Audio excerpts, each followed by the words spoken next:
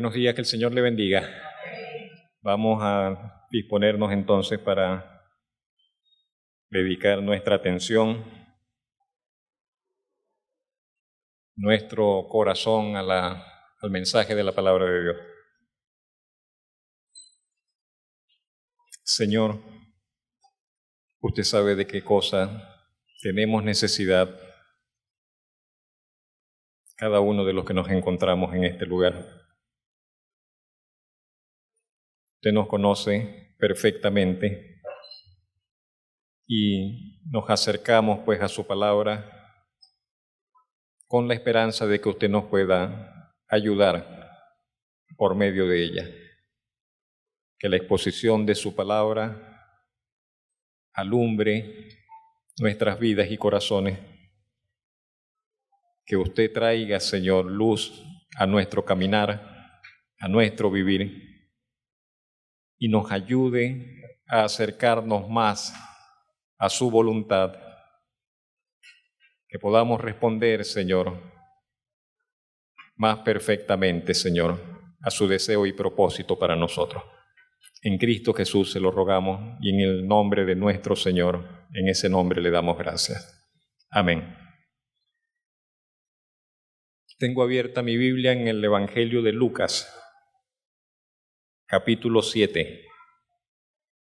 Si usted tiene Biblia, abra su Biblia allí en Lucas, capítulo 7.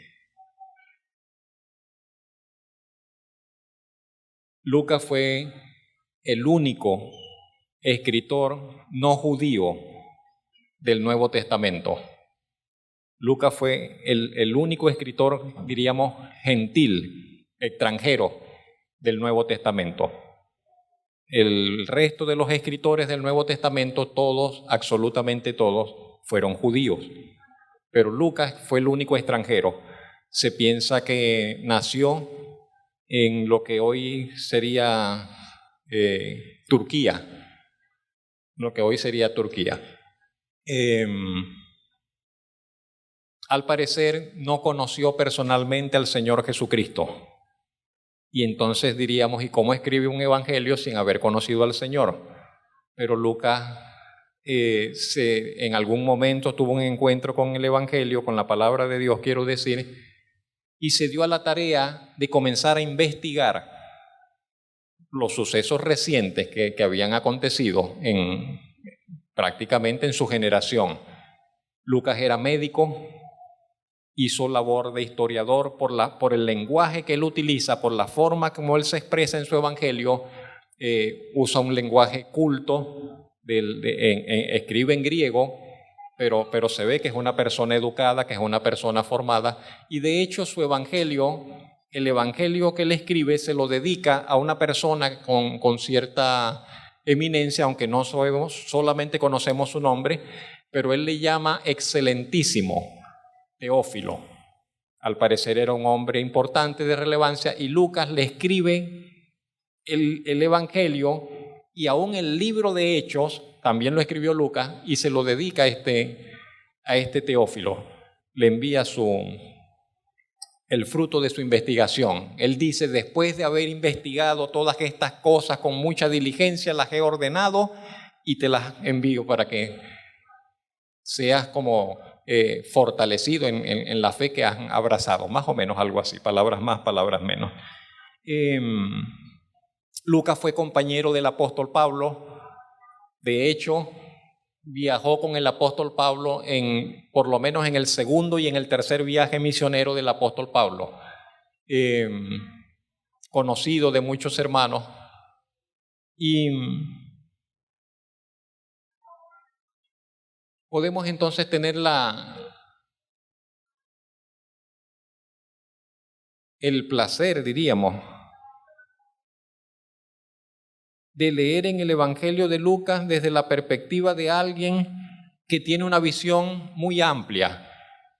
Mateo se enfocó en escribir con un enfoque judío para los judíos, pero Lucas, un hombre de mundo, digamos así, un hombre de estudios, un hombre que tiene una cultura bastante amplia, él escribe básicamente para todos los hombres y presenta al Señor Jesucristo como el Salvador de todos los hombres.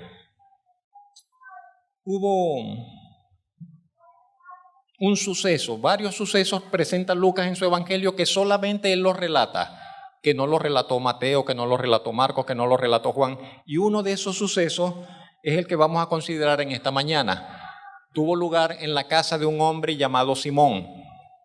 El mensaje lo he llamado escándalo en casa de Simón.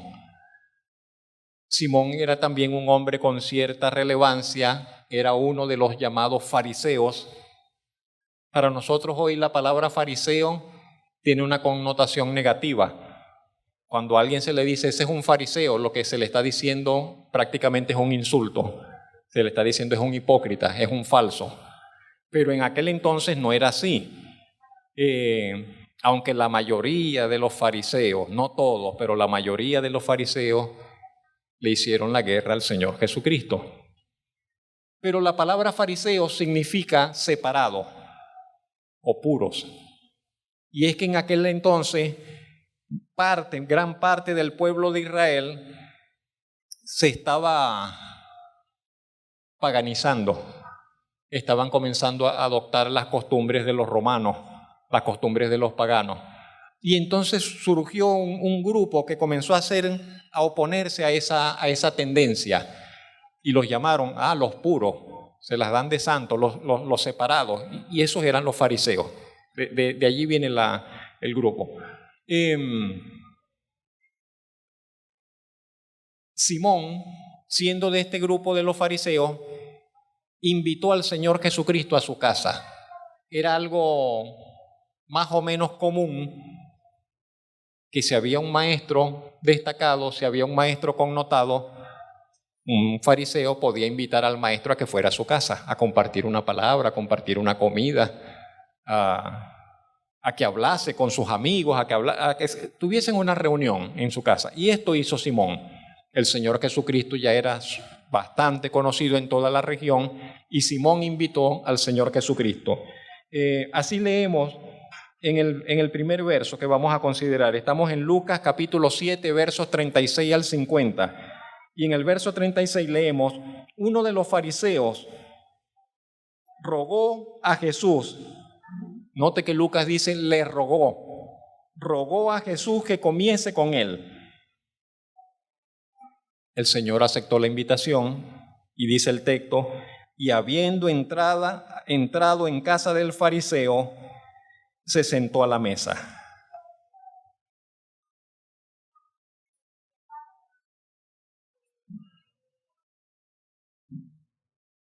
Por lo que sucedió en la reunión, por lo que sucedió en la casa de Simón, podríamos preguntarnos, ¿pero por qué Simón invitó al Señor Jesucristo a su casa? ¿Cuál era el verdadero interés de Simón cuando invitó al Señor Jesucristo a su casa?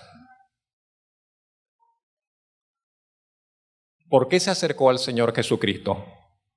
¿Qué interés tenía en el Señor Jesucristo? La gente se acercaba a Jesús por muchas razones. Algunos por curiosidad, otros por necesidad.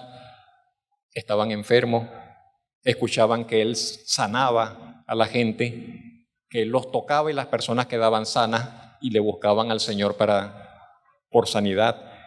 Otros le buscaban porque decían, no, Él da comida, Él reparte comida a los que no tienen y le multiplica, y otros le buscaban por causa del pan.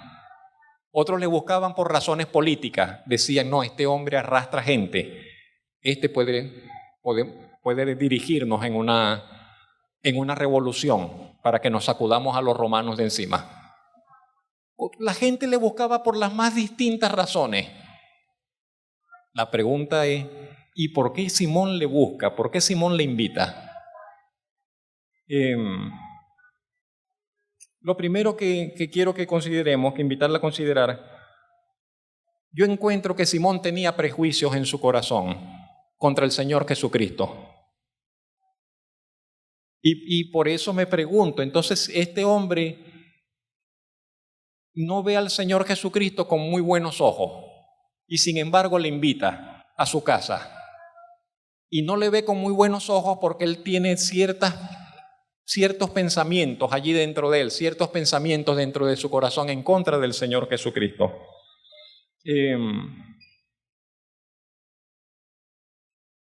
Por lo que vemos, para Simón, Jesús era un hombre sospechoso. Sospechoso quiero decir que no era muy digno de confiarse en él. Sospechoso quiero decir esa gente que, quién sabe, este hombre ¿qué estará buscando? Algo se quiere ganar. Este supuesto maestro de Galilea no hay que confiarse de él.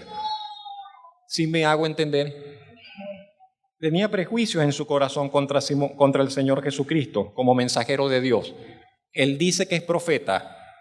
Yo no creo que sea profeta, pero voy a invitarlo a la casa para escucharlo en persona, a ver qué es lo que va a decir. Por otro lado, la mayoría de los fariseos tenían prejuicios contra las demás personas. Y casi siempre ellos se referían a los demás como los menospreciaban y les decían, ese es un pecador, son pecadores. Ellos en ese sentido hacían mal honor a su nombre. Se consideraban exclusivos, no se mezclaban con los otros, menospreciaban a los demás.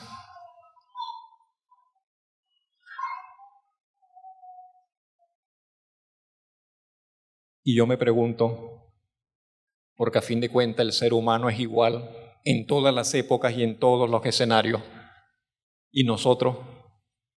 ¿Cómo estamos nosotros? ¿Hay prejuicios en nuestro corazón con relación al Evangelio? ¿Hay prejuicios en nuestro corazón con relación a la iglesia del Señor Jesucristo? ¿Sabe que hay gente que no entra a una iglesia cristiana porque dice, esos son unos falsos todos? Ese es un prejuicio que está enclavado en su mente y corazón y dicen, yo no voy allá porque esos son unos falsos. Y ese prejuicio les impide acercarse a escuchar. ¿Y nosotros qué prejuicio tendremos? ¿Qué ideas equivocadas a veces tendremos acerca de las personas que nos rodean? Acerca de las personas que nos rodean. Algo que nos debe maravillar siempre del Señor Jesucristo es que el Señor Jesucristo se acercó a todos y dejó que todo el mundo se le acercara. Él se acercó, pero por otro lado dejaba que todo el que quisiera venir a Él, que nadie se lo impidiera, Él lo dejaba que se acercara, sea cual sea la condición moral, espiritual, de cualquier tipo. Necesitamos pedirle al Señor que nos ayude a vivir libres de prejuicios para con nuestros semejantes, para con nuestro prójimo, y aún de prejuicios espirituales. Alguien puede decir, no, ese pastor es muy así, y ya con ese muy así, el corazón se le cierra para lo que la persona le pueda decir, porque él dice es muy así. ¿Sí me explico? De allí que si una persona está en una congregación y no se siente bien, tiene que tomar dos decisiones, una u otra. La fácil y no siempre aconsejable es que se vaya a otro lugar. Pero lo más probable es que si se va a otro lugar, en el otro lugar también se va a conseguir. Y tal vez la correcta sería enfrentar su prejuicio, enfrentar su problema y decirles y pedir la ayuda del Señor para que el Señor le ayude a aceptar lo que tiene que aceptar, a ver lo que tiene que ver, a verse en un espejo, que nadie es perfecto, que el otro es igual, etcétera, etcétera, etcétera. Y que estamos llamados a aceptarnos, a amarnos, a crecer unos con otros, aún en medio de nuestras diferencias. ¿Sí me explico? Estamos hablando de iglesias sanas. Hay iglesias que no son iglesias y que el mensaje que presentan no es el mensaje de la palabra de Dios. De allí hay que salir. De allí hay que salir. Hay que escapar por su vida. Entonces decimos que Simón lo invitó y no sabíamos por qué y tenía ciertos prejuicios para con el Señor y que nosotros debemos cuidarnos también de ello. Porque los prejuicios nos alejan del ideal de Dios. Cualquiera que sea un prejuicio que nosotros mantengamos en nuestro corazón, eso nos va a ser un estorbo, nos va a ser de estorbo para que alcancemos el ideal del Señor, el propósito que Dios tiene para nuestras vidas. Nos va a estorbar para nuestro crecimiento en la gracia. Y a veces comenzamos a crecer y de repente nos estancamos. ¿Qué pasó? Algo hay, algo sucedió, algo está por allí que nos está deteniendo, que nos está estorbando. En casa de Simón, los prejuicios de Simón se manifestaron tan pronto el Señor entró por la puerta. Tan pronto el Señor entró por la puerta, si alguien está mirando y es perspicaz, de una vez se daría cuenta, aquí pasa algo. Mira cómo lo trató, mira cómo lo recibió, mira cómo lo miró. ¿Por qué? Lo normal era que cuando una persona, un invitado, un maestro, un rabí, llegara a la casa, el hombre venía, el anfitrión, el dueño de la casa, le saludaría, le pondría la mano sobre el hombro, le daría un beso en la mejilla, le diría a los sirvientes que le lavaran los pies con agua, traerían algo de perfume y le echarían un poco de perfume, tal vez esencia de rosa sobre la cabeza, todo un gesto de bienvenida, de amabilidad, de honor para que el invitado se sintiera honrado. ¿Sí me explico? Era lo acostumbrado, era la costumbre. El Señor Jesucristo más adelante le diría a Simón, llegué y no me hiciste nada de eso. Pero quizás a los otros invitados Simón sí lo hizo, pero con el Señor no lo quiso hacer. Es muy probable que esas atenciones las hayan dispensado a los otros. Ahora, ¿por qué Simón, repito e insisto, por qué Simón no lo hizo con el Señor Jesucristo? No lo sabemos. La Biblia no nos lo dice. Tal era el menosprecio de Simón para el Señor, tal vez, no lo sé. Quería lucirse Simón con sus amigos de ver cómo invitaba al supuesto maestro y lo menospreciaba de esa forma, no lo sabemos. Lo cierto es que Simón se perdió una oportunidad de oro. Simón se estaba perdiendo una oportunidad de oro de honrar al único que es digno de ser honrado. Al único que es digno de ser honrado. O sea, qué maravilla tener al Señor Jesucristo en su casa. Y qué desperdicio no tratarlo como Él merecía ser tratado. Algo más quiero decir con relación a Simón. ¿Qué le faltaba en el corazón? Tal vez le faltaba sencillez. Donde hay prejuicios, hay falta de sencillez en el corazón. Y quizás por ello, no sé, tal vez el Señor por eso dijo, tienen que hacerse como niños. Y si no os hacéis como niños, dijo el Señor, no entrarán en el reino de los cielos. Un niño es sencillo, ingenuo, sin complicaciones. Él se va a reunir a jugar con blancos, con negros, con quien sea, con ricos, con pobres. El niño no está pensando en nada de eso. Pero nosotros vamos creciendo y nos volvemos exquisitos, nos volvemos complicados y no tratamos a este y no tratamos a aquellos y miramos con buenos ojos a este y al otro no los miramos con buenos ojos. En fin. Y tenemos que desprendernos, cuando llegamos al Señor, irnos desprendiendo de todas esas cosas, ir sacando todas esas cosas, buscar la sencillez de corazón. En segundo lugar, ¿no? Leemos en el verso 37 que cuando el Señor Jesucristo estaba a la mesa con Simón, dice, entonces una mujer de la ciudad que era pecadora, al saber que Jesús estaba a la mesa en casa del fariseo, se presentó. Vamos a dejarlo hasta allí. El Señor está en la mesa. Dicho sea de paso, no eran las mesas como las nuestras hoy. Ni las sillas eran como las sillas hoy. Las mesas eran muy bajitas y las personas no se sentaban a la mesa, se recostaban. como en un sofá, como en una medio acostado, apoyado sobre el brazo izquierdo, y estando en esa posición acostado, con el otro tomaban y comían, pero estaban todos así con los pies hacia atrás. ¿Sí más o menos me hago entender? Entonces, las personas que estaban de esa forma allá en el oriente, alrededor, como recostados sobre el brazo izquierdo, los pies extendidos hacia atrás, de manera que cuando leamos más adelante lo que la mujer hizo en los pies del Señor, entendamos que ella no está debajo de la mesa, ella está detrás, porque el Señor tiene los pies extendidos hacia atrás. La llegada de esta mujer a la casa de Simón, con toda seguridad es lo que hizo que este relato esté mencionado en el Evangelio. Si esta mujer no llega a la casa de Simón, es probable que Lucas ni hubiera escrito acerca de Simón y de su casa y de que el Señor estuvo allí.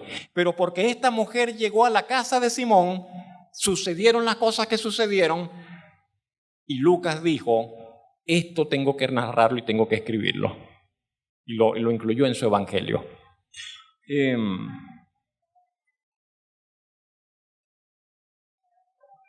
Lucas dice que la mujer era pecadora y todos después dirían ella es pecadora. Pero con esa expresión lo que querían decir tal vez es que la mujer quizás era prostituta. De que la mujer quizás era prostituta. Conocida por su mala vida en la comunidad. Conocida por su mala vida en la comunidad. De manera que cuando ella llega, de una vez la identifican, de una vez saben de quién se trata, y los ojos de todos se fijan sobre ella. Y si la gente estaba hablando y estaban conversando animadamente y escuchando al Señor y haciéndole preguntas, cuando esta mujer entra, todo el mundo se queda en silencio y se quedan mirándola. Que viene, y llega a donde está el Señor, a los pies del Señor. Y ahí todas las bocas se cerraron. Y todos mirando lo que comienza a suceder, lo que comienza a acontecer. Nunca diremos demasiado, nunca se enfatizará demasiado el hecho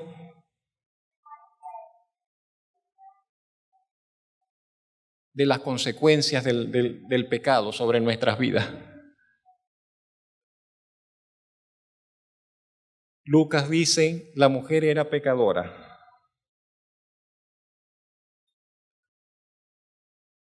Y las personas dirían, sí, ella es esto, ella es aquello. Y yo solamente quiero recordarle que ella no nació así. Y que cuando era una niña tampoco era así. Y que cuando era una adolescente tampoco era así. Y que quizás cuando era una mujer jovencita, quizás tampoco era así. No sabemos nada de ella, no sabemos ni siquiera su nombre, no sabemos de su familia, no sabemos de su pasado, no sabemos nada. Solamente sabemos que en el presente, para ese encuentro con el Señor, la vida de ella se había corrompido. La vida de ella había sido destruida. La vida de ella moralmente se había podrido, se había echado a perder por completo. Y estaba entregada al pecado y se había envilecido su alma, se había corrompido, su dignidad se había venido abajo, no existía. Estaba envilecida, estaba dañada, estaba enferma del corazón, enferma de la mente, enferma con su vivir, enferma de sus emociones. Llevaba una vida indigna. Y eso es lo que hace el pecado. Eso es lo que hace el pecado en la vida de todo ser humano. El pecado corrompe, el pecado envilece, el pecado destruye, el pecado va socavando, el pecado va destruyendo, va corrompiendo, va manchando. Eso hace el pecado en la vida de las personas.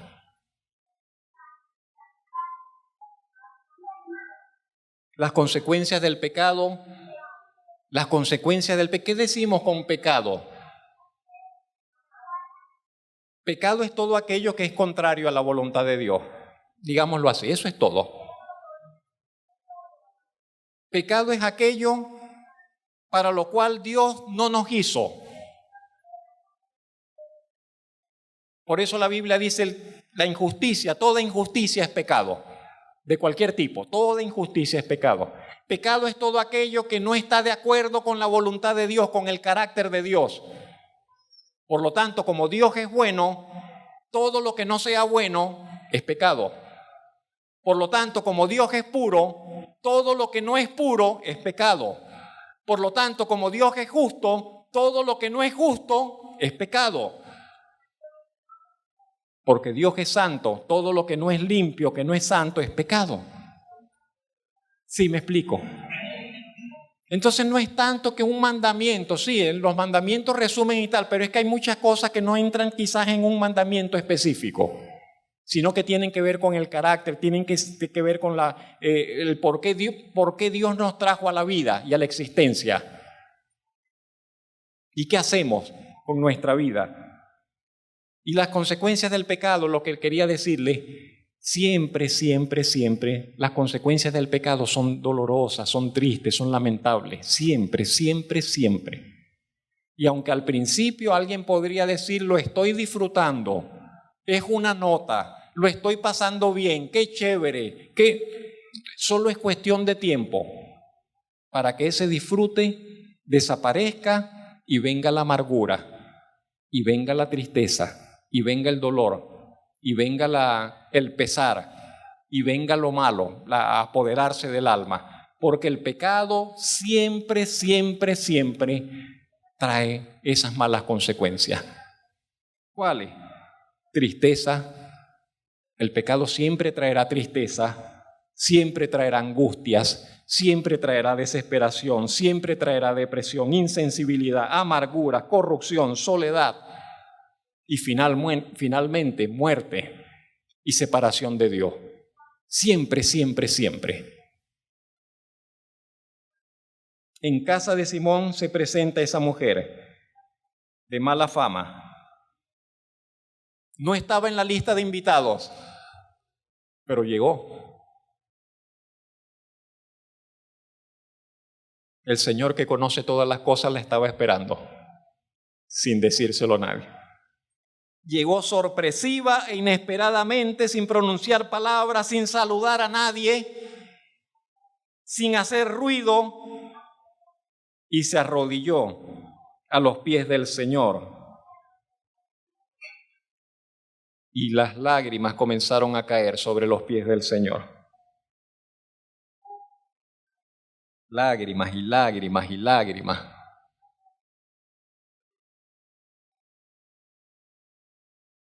No dice nada, no pronuncia palabra la mujer, solo llora. Y en ese llorar de la mujer, allí están sus palabras. Nadie las entiende, solo el Señor las entiende, pero ella solo llora a los pies del Señor. Ese es todo su hablar.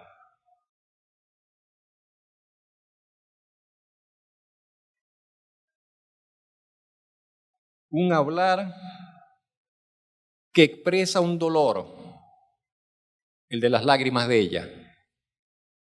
Un hablar que expresa un arrepentimiento sincero por una vida que ha sido mal llevada.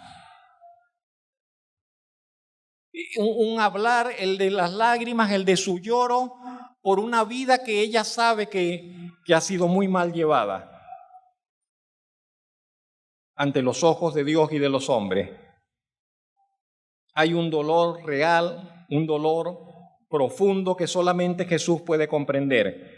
Un dolor que es una mezcla de vergüenza y al mismo tiempo de un sentido de indignidad, de saber que ella no es digna ni siquiera de acercarse al Señor. Un dolor, por otro lado, que se ha hecho más fuerte porque ella no puede culpar a nadie de que ella ha vivido así por culpa de por culpa de su mamá, por culpa de aquel. No, ella ha vivido así porque esa ha sido la vida que ella ha decidido tomar, que ella decidió tomar. Aunque es cierto que recibimos cierta influencia de muchos factores, del hogar donde crecemos, de los padres que tenemos o que no tenemos, etcétera, etcétera, de la educación. Es más cierto que finalmente cada uno de nosotros toma las decisiones que quiere tomar. Y no podremos echarle la culpa a que mi mamá me crió así, a que mi papá me crió así, a que yo me levanté sin padre. No, Señor, no podremos culpar a nadie de las decisiones que nosotros tomamos en nuestra vida, especialmente en nuestra edad adulta. Tal vez el niño no es tan responsable, pero ya el joven, y mucho menos en la persona adulta, somos totalmente responsables por las decisiones que tomamos. De manera que cuando esta mujer se entregó a esa mala vida, esa fue su decisión y ella lo sabe. Y ella no está presentando excusas ni ella está diciendo, ella está llorando delante del Señor porque ella sabe que ella ha sido, y solamente ella, la responsable de la vida que ella ha llevado.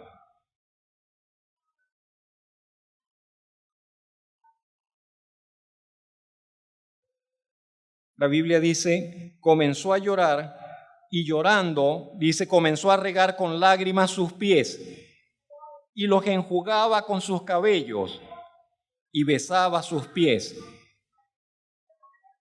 y los ungía con el perfume. Llevó un perfume consigo. Se dice que muchas mujeres judías llevaban una especie de collar, una cadenita, y en esa cadenita un frasquito de perfume ahí enlazado. Era la costumbre. Y ella iría con su frasquito de perfume y lo vertió, lo sacó y lo vació sobre los pies del Señor. La casa se llenó del aroma, la casa se llenó del perfume. Y todos mirando. ¿Cuántos minutos? No lo sabemos. La llegada, el arrodillarse, el abrazar los pies, el comenzar a besar los pies del Señor, las lágrimas, se soltó el cabello. Otros dicen, las mujeres judías nunca se soltaban el cabello en público. Decían, eso era un deshonor, era una desvergüenza, que una mujer judía anduviese con el pelo suelto. Se casaban y una vez que se casaban, el pelo siempre recogido y la cabeza siempre cubierta. Jamás se lo soltaban en público. No era bien visto. Y la mujer no le importa nada de eso, se suelta el cabello y comienza con su propio cabello a tratar de quitar, de secar las lágrimas que ha empapado los pies del Señor con sus lágrimas. La escena definitivamente es conmovedora. Y el corazón de esta mujer no estaría así apacible, el corazón de esta mujer estaría intranquilo, estaría agitado. Y el maestro está allí y guarda silencio el maestro y se deja hacer todo lo que esta mujer le está haciendo. Qué belleza del Señor Jesucristo, la dignidad del Señor, la nobleza del Señor, la pureza del Señor. Y digo, todos los hombres cristianos tenemos que pedirle al Señor que nos ayude a ser como Él y que podamos mirar a las mujeres con pureza, con nobleza, sin malicia, sin nada por acá. Que podamos mirar a cualquier mujer, hombre, usted que me escucha, que usted pueda mirar a cualquier mujer, por bella, por joven, por bonita que sea, por atractiva que sea, y usted pueda mirar sin malicia, con pureza, con nobleza. Porque a eso estamos llamados. Porque a eso estamos llamados. Y esta mujer era lo que era y se acerca al Señor y le toca y le besa y todo eso y lo perfuma y el Señor tranquilo, imperturbable, lleno de ternura, lleno de compasión para con ella. Recibe el tributo el Señor, es lo que le quiero decir. Recibe el tributo de esta mujer pecadora. No solo lo recibe, se deleita el Señor en el tributo de esta mujer, que esta mujer le rinde. ¿Sabe que el Señor se deleita en el tributo que sus hijos le ofrecen? Cuando usted adora a Dios, ¿sabe que Dios se deleita en ello? El Señor se deleita en en la adoración, porque Él es digno. Él es digno. Hay gente que quiere ser adorada y no son dignos de ello, pero Dios es digno de adoración. Él es digno de adoración. Y si nosotros le conociésemos como le deberemos, como llegaremos a conocerle, nosotros diríamos verdaderamente Dios es digno de adoración. Y solamente Él. Y Él es digno que delante de Él toda rodilla se doble. Y Él es digno que delante de Él toda cabeza se incline. Y Él es digno de que delante de Él todos extiendan sus manos y le reconozcan y le adoren y bendigan su nombre. Dios es digno, solamente Él es digno. Digno es el Cordero, diría el escritor de Apocalipsis. Bendito el Señor. Y el Señor es digno de recibir no solo eso, por eso es que se ve tan feo lo que hizo Simón. El desprecio, la falta de respeto, la falta de reconocimiento de Simón para con el Señor. Y está todo, esa escena es un milagro. ¿Sabe que esa escena es un milagro? El mayor de los milagros siempre será que una persona, que un pecador se arrepienta. Siempre, siempre, siempre. Ese es el mayor de los milagros. Es más fácil que una persona sane de un cáncer. Es pero muchísimo más fácil que una persona desahuciada sane de un cáncer a que un hombre o una mujer se arrepienta.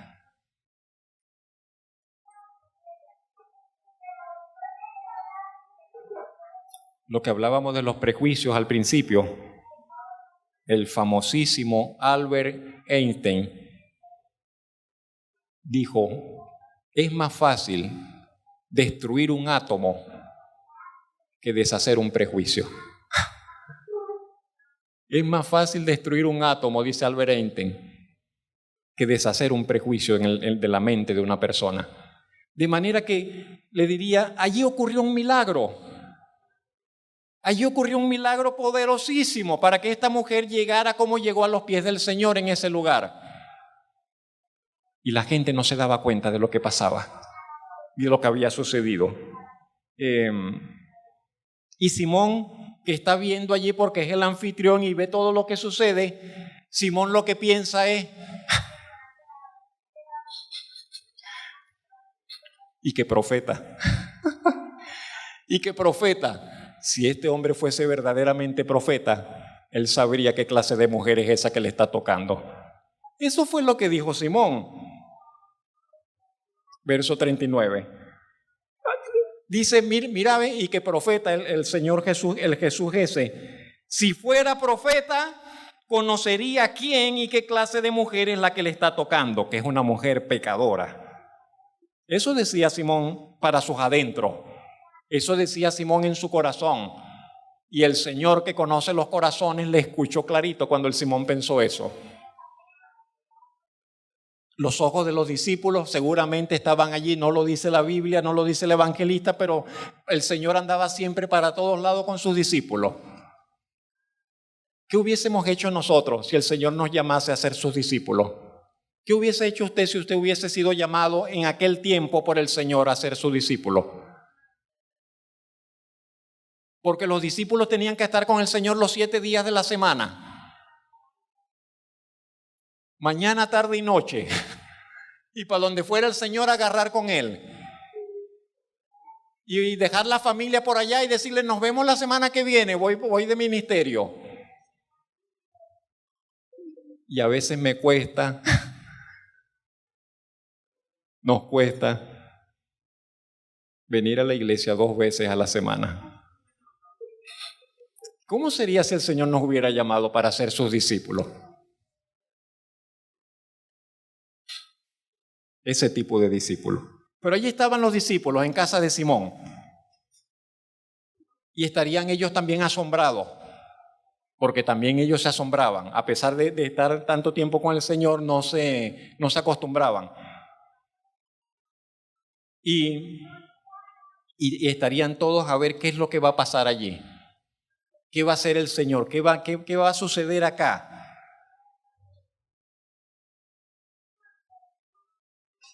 Por otro lado,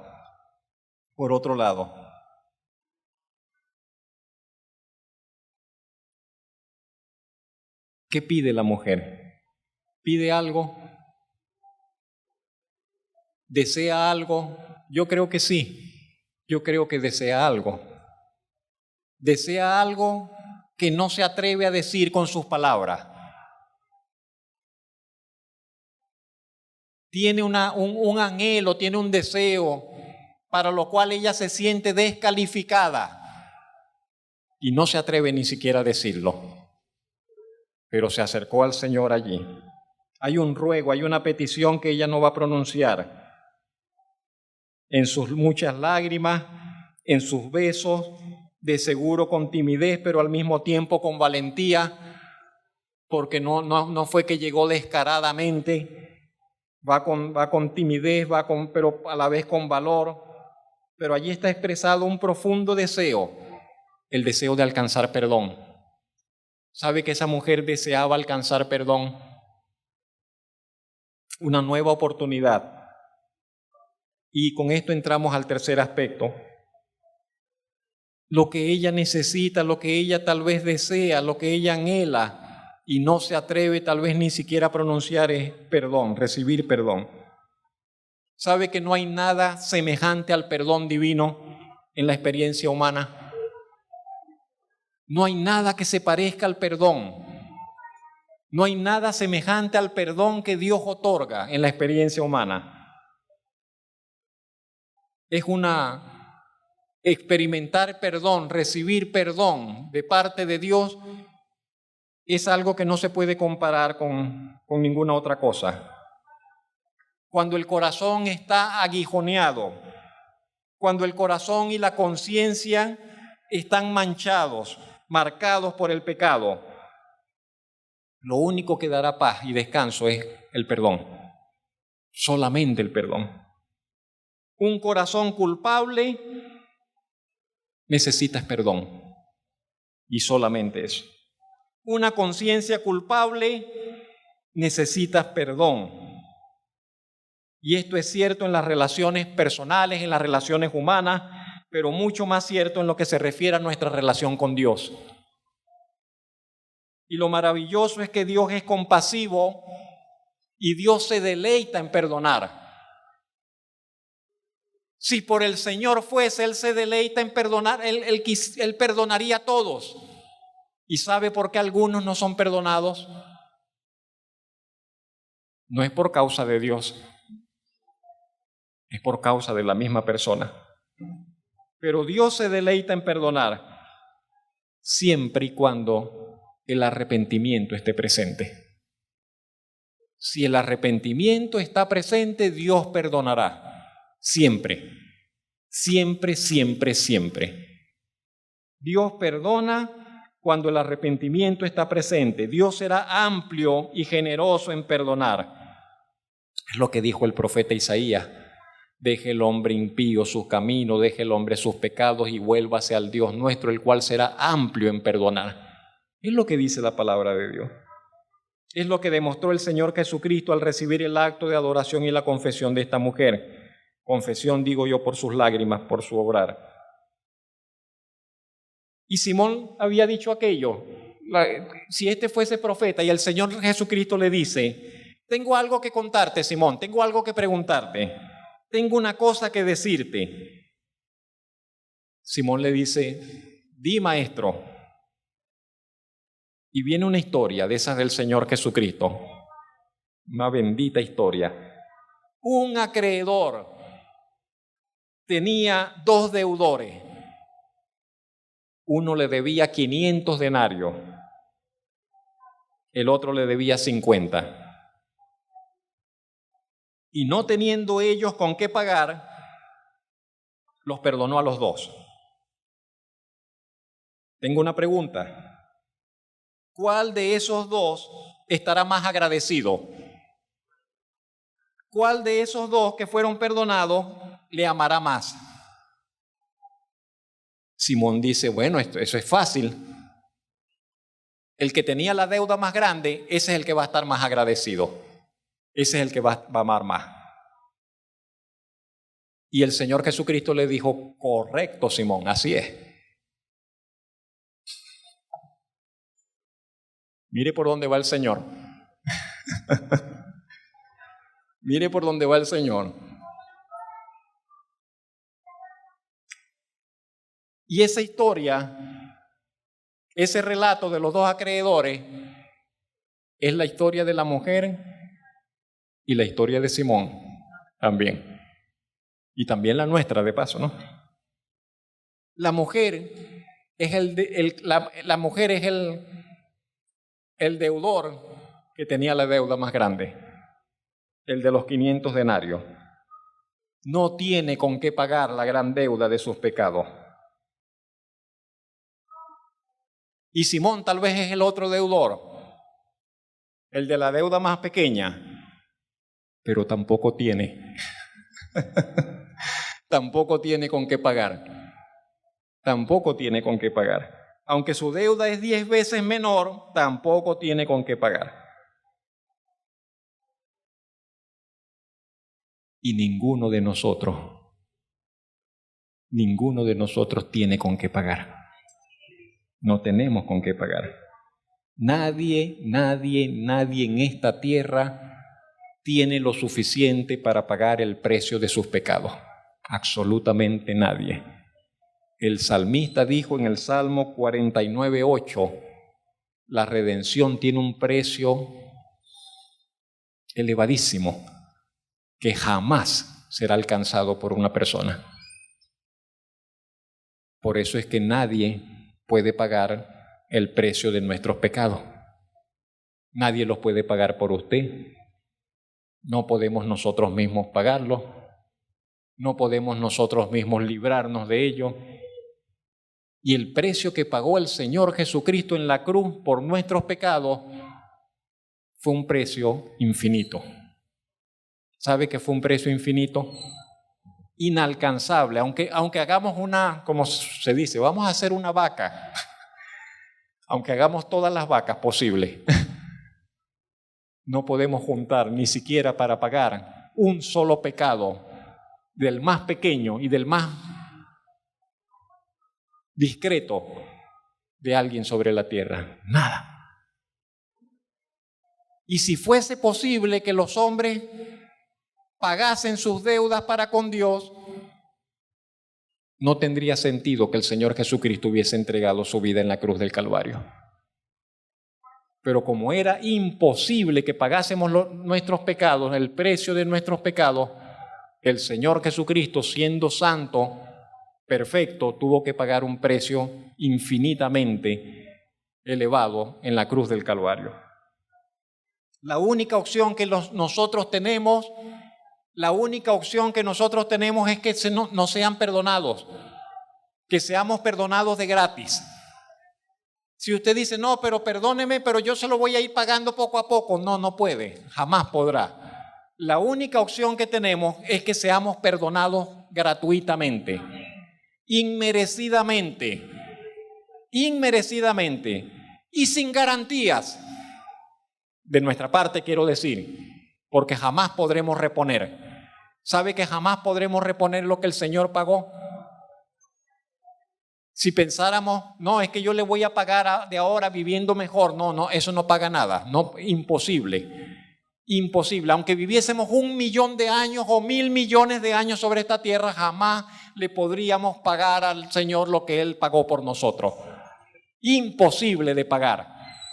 Aunque viviésemos por una eternidad y por una eternidad le sirviéramos, es imposible que pagásemos, que devolviésemos, que le compensásemos lo que Él hizo por nosotros.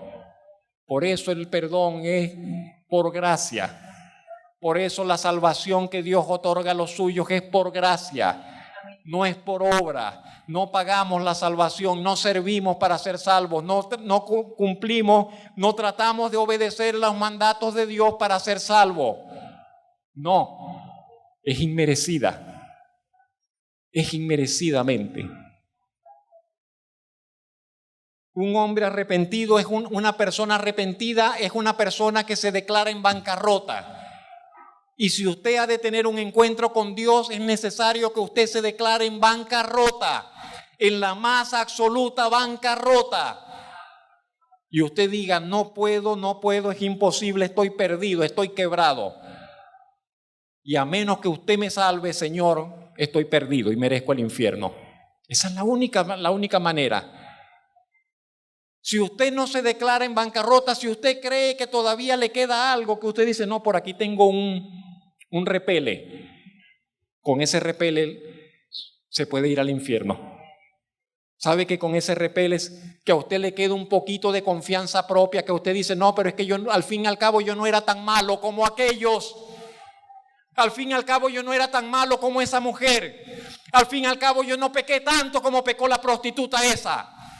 Y aunque usted no haya pecado como pecó aquella prostituta, usted es tan merecedor del infierno como ella y cada uno de nosotros. Y es necesario que nos declaremos en bancarrota, quebrados completamente, perdidos completamente. Y solamente así entonces podremos abrazar al Salvador. Y nos sentiremos como la mujer se sintió. ¿Qué es lo que dirá el Señor Jesucristo más adelante?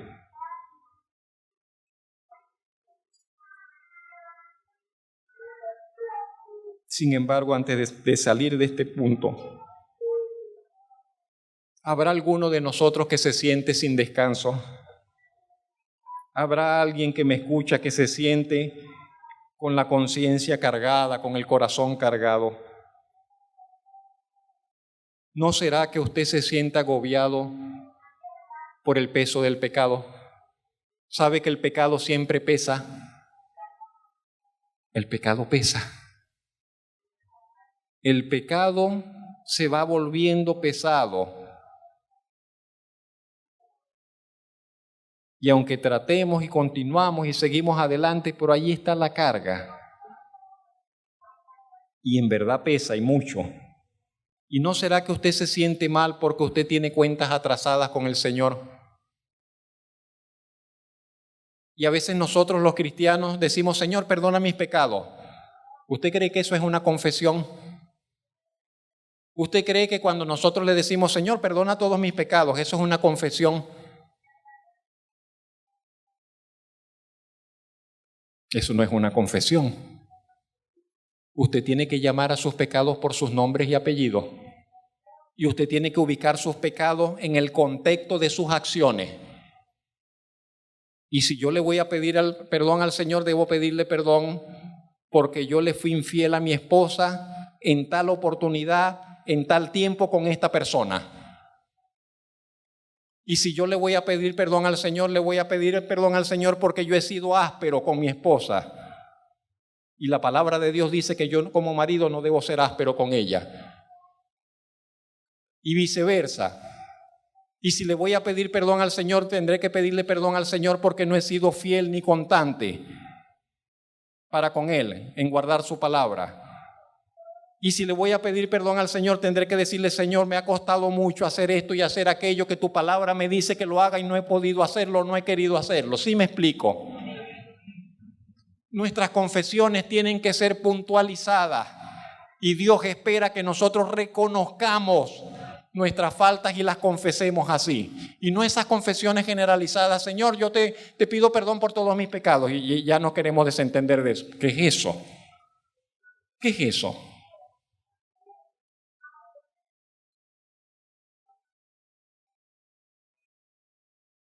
Y Dios nos perdonará. Y todo pecado que confesemos y reconozcamos, Él nos limpiará y nos librará de Él también. En cuarto lugar, el amor a Dios es proporcional a la gratitud que sentimos por Él. El Señor le dice a la mujer, le dice a Simón, Simón, ¿ves esta mujer?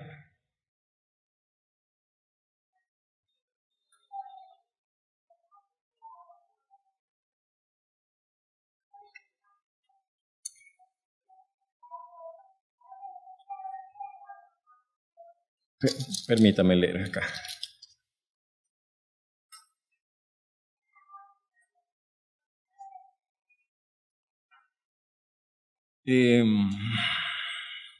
¿Ves esta mujer? Verso 44. Entré en tu casa y no me diste agua para mis pies, mas ésta ha regado mis pies con lágrimas y los ha enjugado con sus cabellos. No me diste beso, mas esta desde que entró, ahí dice entré, yo pienso que tal vez la traducción será entró, no ha cesado de besar mis pies. No ungiste mi cabeza con aceite, mas ésta ha ungido con perfume mis pies. Por lo cual te digo, le dice el Señor a Simón, que sus muchos pecados le son perdonados, porque amó mucho.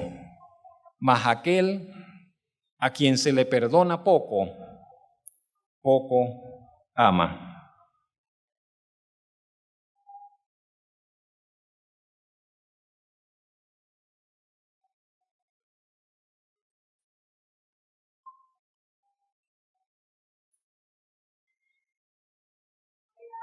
¿Qué decir sobre ello?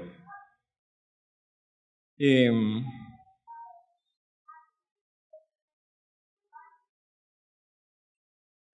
nuestro nivel de gratitud, hermanos y amigos, el tamaño de nuestra gratitud para con Dios está relacionado con lo que nosotros creemos que Dios nos ha perdonado.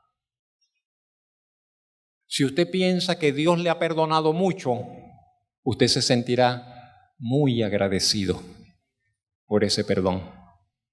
Si usted piensa que Dios le ha perdonado poco, tendrá poco agradecimiento para con Dios. Lo dijo el Señor, es lo que dijo el Señor. ¿Y sabe qué? El asunto es que Dios nos ha perdonado mucho. Con toda seguridad, Dios nos ha perdonado mucho a nosotros, a cada uno de nosotros. Y deberíamos sentirnos profundamente agradecidos por todo lo que Él nos ha perdonado. Y yo me pregunto, cuando a veces nuestro amor para el Señor es tan imperfecto, tan poco expresivo, tan a veces frío, tan diferente al que mostró esa mujer, ¿será que pensamos que no nos perdonó tanto el Señor? ¿Será que pensamos que tenemos nosotros para pagar? Espero que no. Que el Señor nos ayude por su Santo Espíritu a que cada vez nos sintamos más abrumados por el peso de gratitud, de saber que Dios nos ha perdonado mucho, que el Señor nos ha perdonado mucho. En quinto y último lugar, cuando hay un arrepentimiento genuino en fe, se nos asegura la bendición de la paz de Dios sobre nuestras vidas. Las últimas palabras que el Señor dirige en la casa de Simón, se las dirige a la mujer. Las últimas palabras el Señor no las dirige a la gente, no las dirige a Simón, sino que se las dirige a la mujer. Y el Señor le dice a la mujer, tus pecados te son perdonados, tu fe te ha salvado. Y le dice, ve en paz.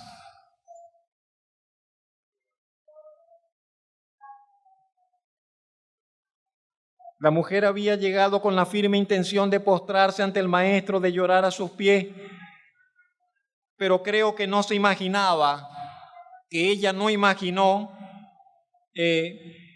lo que el Señor habría de decirle en esa oportunidad, que sus pecados iban a ser perdonados, que iban a ser borrados para siempre por la sola palabra del Señor. ¿Sabe? La verdadera fe siempre, siempre, siempre trae salvación. La verdadera fe siempre trae salvación al alma, perdón de pecados. El vivir en la verdadera fe, la del mensaje del Evangelio, nos permite ir en paz por la vida. La mujer se marchó en paz, con la paz de Dios. Livianita su alma, como pluma que lleva el viento. Si llegó cargada, si llegó arrastrándose, si llegó acongojada, si llegó oprimida, se fue pero libre, libre, libre. Livianita se fue de esa casa, como nunca antes se había sentido, radiante de gozo por saberse perdonada, aceptada por Dios y con una esperanza para una nueva vida. Ahora sí estaba segura. Lo que alguna vez ella imaginó, ahora era una realidad. Una nueva vida había comenzado. La mujer se fue, el Señor se fue y la gente en casa de Simón se quedó pensando y diciendo, ¿y este Jesús que se cree y que perdona pecados? ¿Qué cosa? Conclusiones. Cinco aspectos. En casa de Simón pudimos apreciar que los prejuicios son siempre un estorbo si queremos acercarnos al Señor.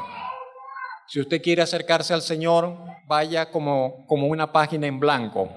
Si usted quiere acercarse al Señor, trate de sacudirse de los estorbos, de los prejuicios y acérquese para escuchar, y acérquese para aprender, y acérquese para conocer.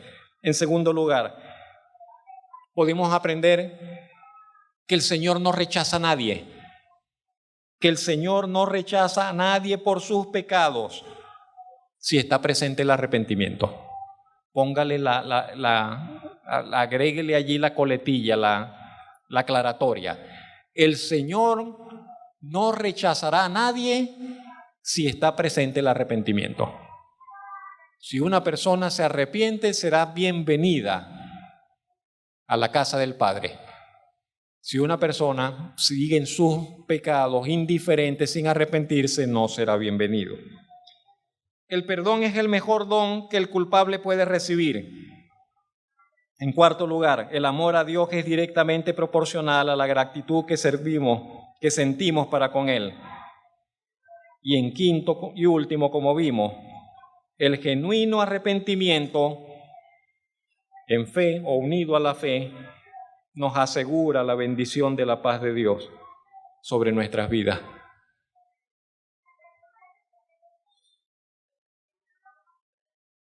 Que el Señor le bendiga.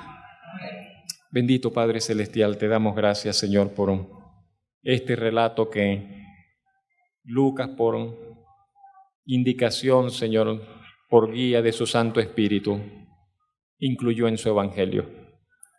Le damos gracias, Señor, porque pudimos mirar, Señor, los sucesos, la escena, todo lo que allí, Señor, se manifestó en casa de Simón. Le damos gracias, Señor, por el valor, por la sencillez, por la santa osadía de esa mujer, Señor, que en medio de su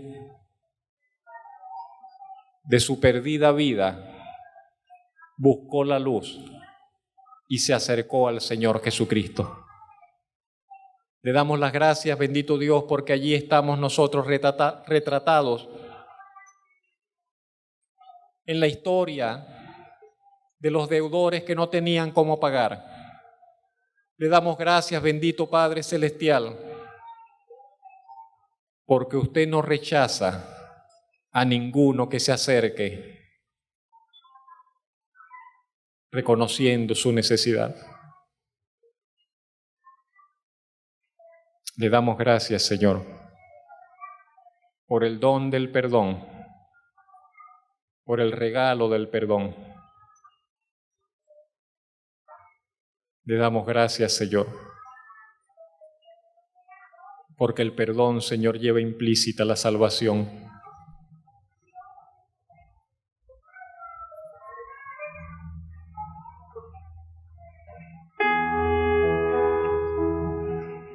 Ayúdenos a responder con gratitud, Señor.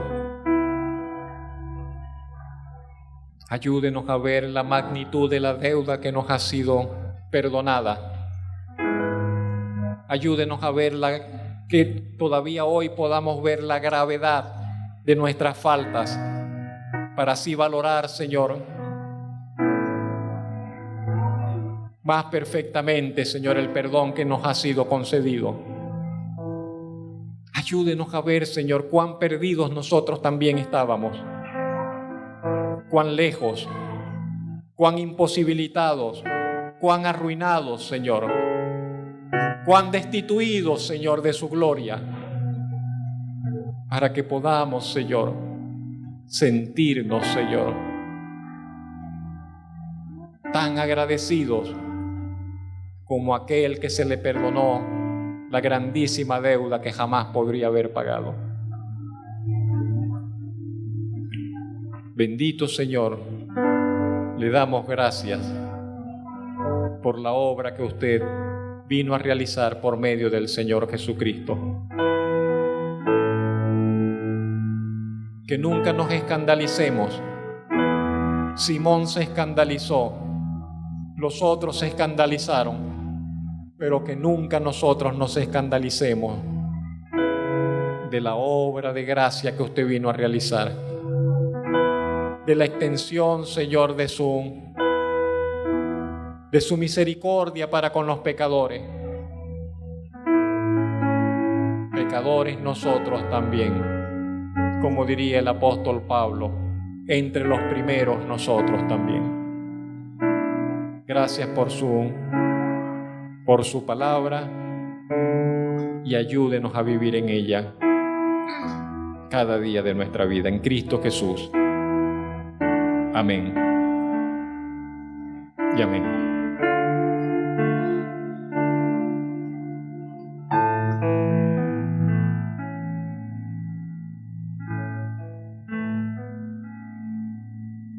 Tengo nada para ofrecer, nada que te pueda sorprender, solo un corazón